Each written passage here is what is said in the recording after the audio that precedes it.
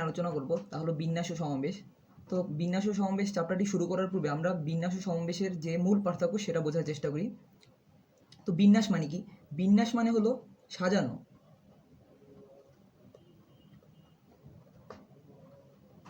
আর সমাবেশ মানে কি? সমাবেশ মানে হলো দল গঠন করা।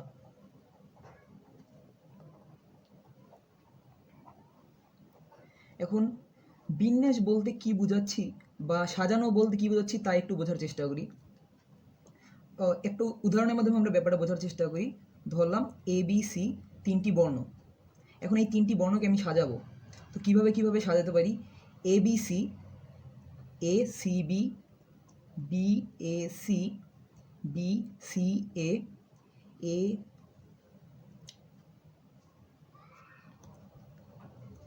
CAB, CBA। তাহলে আমরা দেখছি যে 6টা টাইপ অথবা 6টা সেট যদি ধরি, আমি সাধারণভাবে এখানে সেট বোঝাচ্ছি, অন্য কিছু না। তাহলে 6ভাবে সাজাতে পারি বা 3 ফ্যাক্টোরিয়াল উপায়ে। এখন আবার ধরি যে ABC বর্ণ থেকে, তিনটি বর্ণ থেকে আমি 2টি করে নিব। এবার সেটা কিভাবে নিতে পারি? ধরলাম প্রথমত নিলাম AB, BA, AC, CA, BC, CB। তাহলে এখানেও আমরা কয়ভাবে নিতে পারি? 3P2 বা 6 উপায়ে।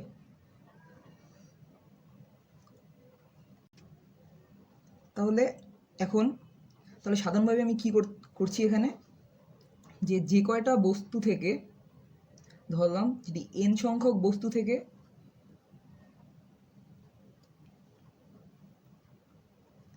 r সংখ্যক বস্তু নেই, তাহলে সেটা বিন্যস্ত হচ্ছে NPR উপায়ে। তো এখন আমরা সমাবেশ বোঝার চেষ্টা করি। সমাবেশ তো আগেই বলেছি যে সমাবেশ মানে হলো দল গঠন করা। তো আমি একটা উদাহরণ দিচ্ছি।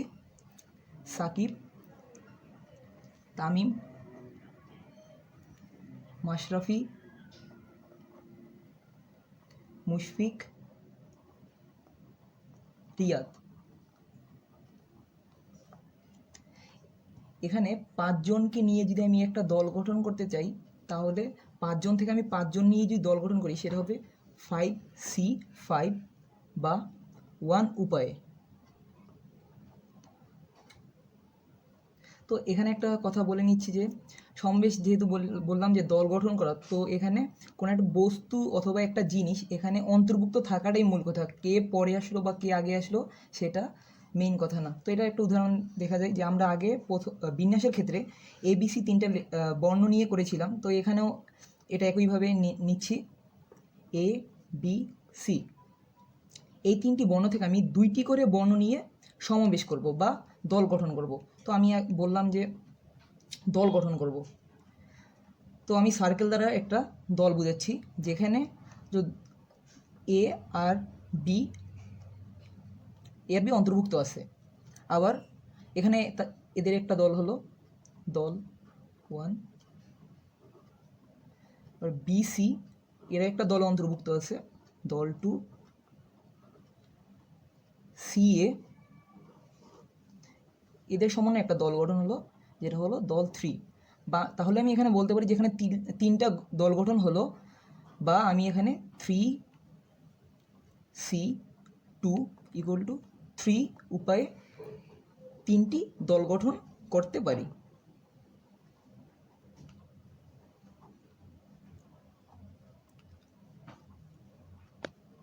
তাহলে আমি আশা করি যে বিন্যাস ও সমাবেশের যে বেসিক পার্থক্য সেটা আমি কিছুটা হলেও তোমাদের বোঝাতে পেরেছি। এখন আমরা কিছু থিওরি নিয়ে আলোচনা করব। এখানে প্রথমত দেখছি থিওরি 1 কি বলছে, n সংখ্যক বিভিন্ন জিনিস থেকে প্রতিবার r সংখ্যক জিনিস নিয়ে সাজানো বা বিন্যস্ত করা যায় NPR উপায়ে। তো একটা এক্সাম্পল দেখছি যে ম্যাথ ওয়ার্ডটিতে আমার 4টি যে বর্ণ আছে, প্রতিটি ভিন্ন ভিন্ন, কোনো রিপিটেড বর্ণ নাই। যেমন আমেরিকা,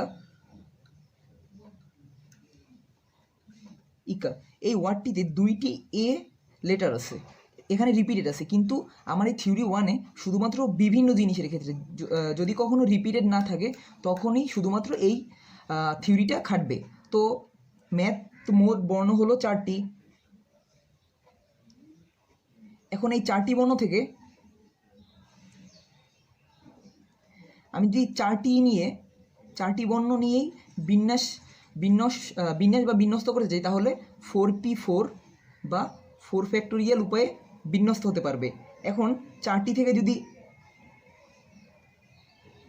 3টি বা ধরলাম 2টি নিলাম, এবার 2টি বর্ণ নিয়ে বিন্যস্ত করতে চাই তাহলে 4p2 উপায়ে তারা বিন্যস্ত হতে পারবে। এখন আর একটা এক্সাম্পল নিলাম যে ইংলিশ,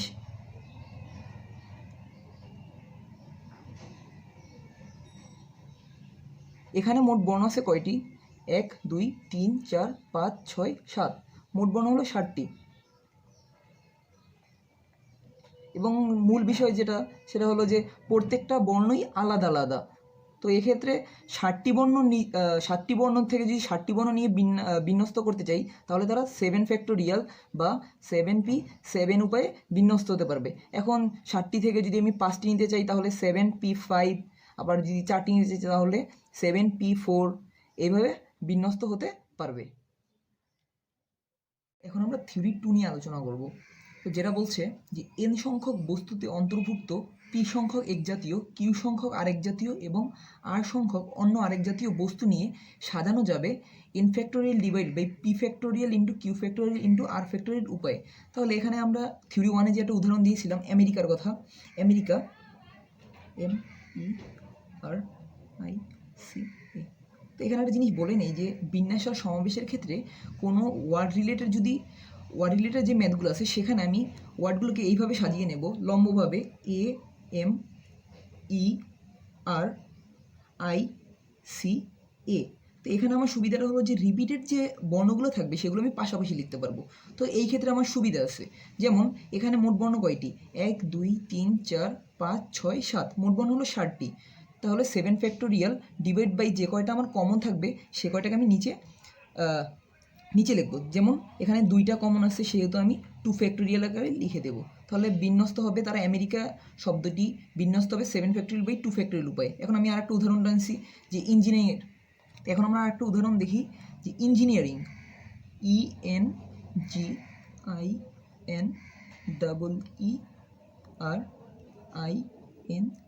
তো এটাকে আমি লম্বভাবে লিখে নিই আবার।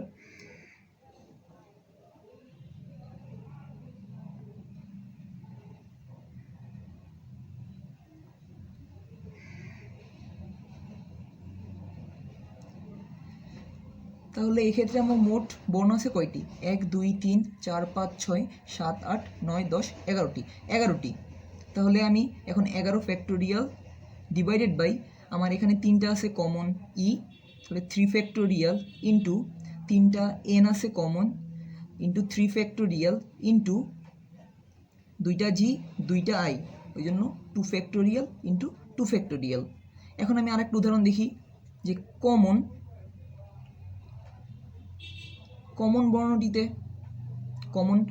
ওয়ার্ডটিতে CN।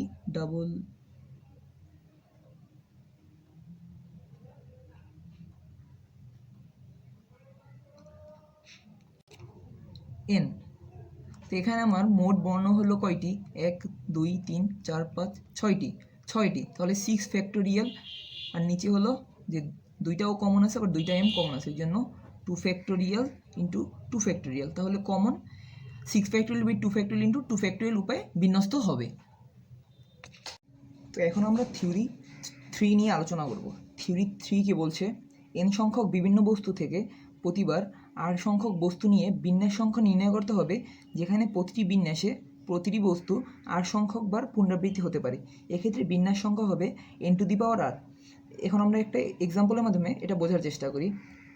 এক্সাম্পল দিচ্ছি, ধরি আমি একটা গ্রামীণ জিপি নাম্বার নিলাম বা গ্রামীণ ফোনের নাম্বার নিলাম, যেটা 017 দ্বারা শুরু হচ্ছে।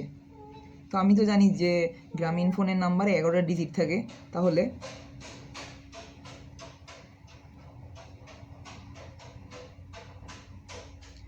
4 5 6 7 8 9 10 11টা 1 2 3 4 5 6 7 8 9 10 11। তাহলে এখানে 11টা ঘর হয়ে গেল। এখন 0 1 7 ধরে এটা শুরু হচ্ছে, কিন্তু তারপর এই ঘরটায় 0 থেকে 9 পর্যন্ত যে কোনো ডিজিটের যে কোনোটাই তো বসতে পারে। আবার এই ঘরটায় 0 থেকে 9 পর্যন্ত, এই ঘরেও 0 থেকে 9 পর্যন্ত যে কোনো একটা ডিজিটই বসতে পারে। এভাবে প্রত্যেকটা ঘরেই তো এমনই হবে। তাহলে এখানে এই ঘরে যদি 10টা সংখ্যার 10টা ডিজিটের যে কোনো একটা বসতে পারে, তাহলে এখানে এটার জন্য 10, এটার জন্য 10, এভাবে বাকি 8টা ঘরের জন্য 10 ইন্টু 10 ইন্টু 10 ইন্টু 10 10 করে 8টার জন্য 10⁸ হবে। এখন এখানে একটা শর্টকাট অথবা একটা টেকনিক বলতে পারো, যে সেটা বলে দিচ্ছি। সেটা হলো n⁻r। এই সূত্রটা আমি ব্যবহার করব। যেমন এখানে n এর পরিচয়টা হলো যে বস্তু একই সময়ে একাধিক মান গ্রহণ করতে পারে।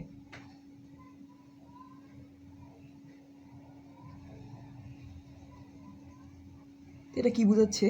এইটার ক্ষেত্রে যে প্রথম যে উদাহরণটা দিচ্ছি এটার ক্ষেত্রে আমি বোঝার চেষ্টা করি যে এখানে আমি জানি দুইটা জিনিস আছে, যে একটা হলো আমার ঘর সংখ্যা হলো 1 2 3 4 5 6 7 8টা, আর আমার আছে ডিজিট সংখ্যা আছে 0 থেকে 9 পর্যন্ত, মানে 10টা। তাহলে একটার পরিচয় জানলে আমি আরেকটা এই সূত্রের জন্য ইউজ করতে পারবো। তো এন এর পরিচয় বলছি যে বস্তু একই সময় একাধিক মান গ্রহণ করতে পারে। এখানে কোন বস্তুর একই সময় একাধিক মান গ্রহণ করতে পারে?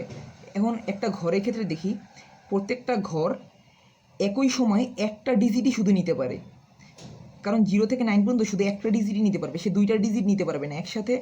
ধরলাম যে 7 আর 8 অথবা 8, মানে অথবা যে 7 আর 8 দুইটা কি একসাথে নিতে পারবে? অবশ্যই নিতে পারবে না একসাথে, যে কোনো একটা নিতে পারবে। কিন্তু আমি একটা ডিজিটের কথা যদি চিন্তা করি, 0 থেকে 9 পর্যন্ত, ধরলাম 3 কিন্তু একই সময় এই ঘরেও থাকতে পারে, এই ঘরেও থাকতে পারে, আবার এই ঘরেও থাকতে পারে। মানে 3 ডিজিটগুলো কিন্তু একই সময়ে বিভিন্ন ঘরেই অবস্থান করতে পারে, কিন্তু একটা ঘর একই সময়ে শুধু একটা ডিজিটই নিতে পারবে। তাহলে আমি এনের পরিচয় কোনটা বলবো? যে বস্তু একই সময়ে একাধিক মান গ্রহণ করতে পারবে সেটা হলো ডিজিট সংখ্যা অবশ্যই। তাহলে আমি এনের এখানে এন হলো 10, আর আমার ঘর সংখ্যা হবে আর, যেটা হলো 8, 10⁸। এখন এই এক্সাম্পল দ্বারা আমি আর একটা উদাহরণ দিচ্ছি, যে ধরলাম যে 3জন প্রার্থী আছে, 3জন প্রার্থী এবং ভোটার 5জন ভোটার। তো তারা কতভাবে ভোট দিতে পারবে?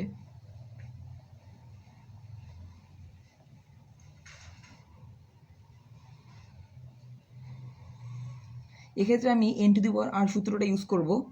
এটা বেশিরভাগ সময় MCQতে দেয়।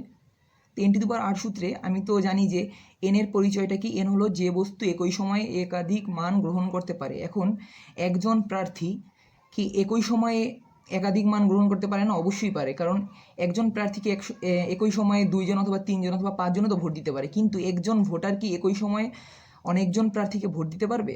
সেটা তো হবে না, কারণ সেটা হবে জাল ভোট। তো জাল ভোট তো আমরা এখানে বিবেচনায় আনবো না। তাহলে এখানে আমি n এর পরিচয় হলো যে বস্তু একই সময়ে একাধিক মান গ্রহণ করতে পারে, সেটা হলো আমার প্রার্থী সংখ্যা। তাহলে এখানে অবশ্যই হবে 3⁵ = 243 উপায়ে। তিনটে আমরা যে থিওরি শিখলাম এগুলো হলো আমার বেসিক থিওরি বিন্যাসের জন্য। এছাড়াও কিছু থিওরি আছে যেগুলো আমি অঙ্ক করার সাথে সাথে শিখিয়ে দিব।